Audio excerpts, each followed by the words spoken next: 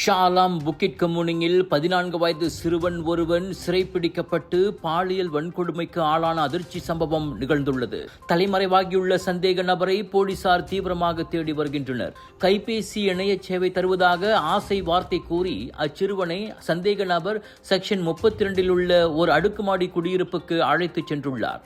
அங்கு சிறுவனின் கை கால்கள் கட்டப்பட்டு ஓரின புணர்ச்சிக்கு உட்படுத்தப்பட்டதாக தெரிகிறது. சந்தேக நபர் வெளியே சென்றிருந்த நேரத்தில் அச்சிறுவன் படுக்கை அறை ஜன்னல் வழியாக உதவி கோரி சத்தமிட்டுள்ளான். இதை கேட்ட அக்கம் பக்கத்தினர் விரைந்து வந்து சிறுவனை மீட்டதுடன் உடனடியாக போலீசுக்கும் தகவல் கொடுத்தனர். இச்சம்பவம் குறித்து கடத்தல், பாலியல் வன்கொடுமை மற்றும் காயம் ஏற்படுத்துதல் ஆகிய பிரிவுகளின் கீழ் வழக்கு பதிவு செய்யப்பட்டுள்ளது.